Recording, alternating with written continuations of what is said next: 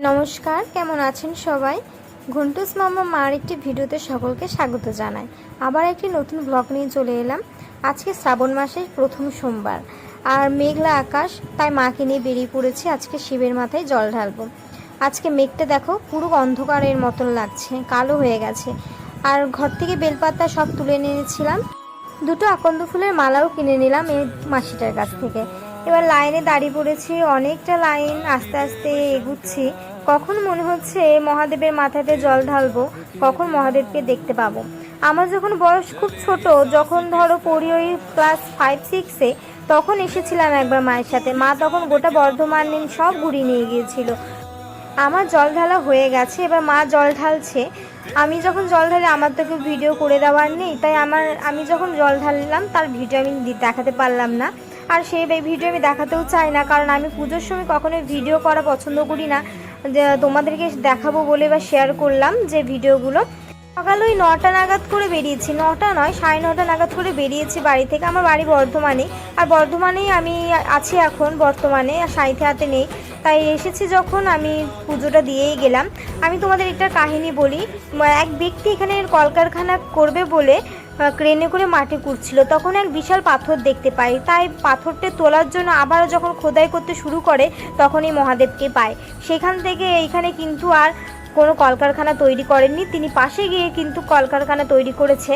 কিন্তু এই জায়গাটি মহাদেবের জন্য কিন্তু ছেড়ে দিয়ে গেছে।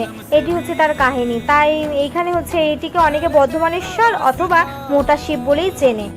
এখান থেকে চলে যাবো এবার একশর মন্দির। ঘর থেকে টোটো রিজার্ভ করে এসেছিলাম, ভাড়া নিয়েছে 300 টাকা। যাতায়াত অর্ধেক অনেকক্ষণ দাঁড়িয়েছিল, 9:30 থেকে প্রায় ধরো আমরা ছিলাম 2টো 3:30 সময় বাড়ি ঢুকলাম।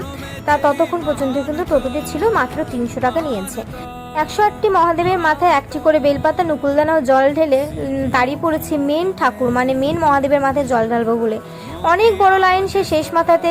অবশেষে 2 ঘন্টার পর লাইনে থেকে মহাদেবের মাথায় জল ঢেলে ধূপ দেখিয়ে এবার হচ্ছে বাড়ি যাওয়ার পালা। তার আগে একটু চারিদিকটা ভালো করে ঘুরে নিই। শিবের মাথায় জল ঢালার সময় অত ঘুরতে পারিনি, যদিও বা এখানে অনেকবার এসেছে আমি। এখানে এই পার্কটি মানে একটা মানত পার্ক বলছে, এখানে অনেকে নতুন করেছে এটা। দেখো কত সুন্দর পদ্মপাতা। আমি পদ্মপাতে ভাত খেতে ভীষণ ভালোবাসি। আমি দেশের বাড়িতে এলে পদ্মপাতাতেই ভাত খাই।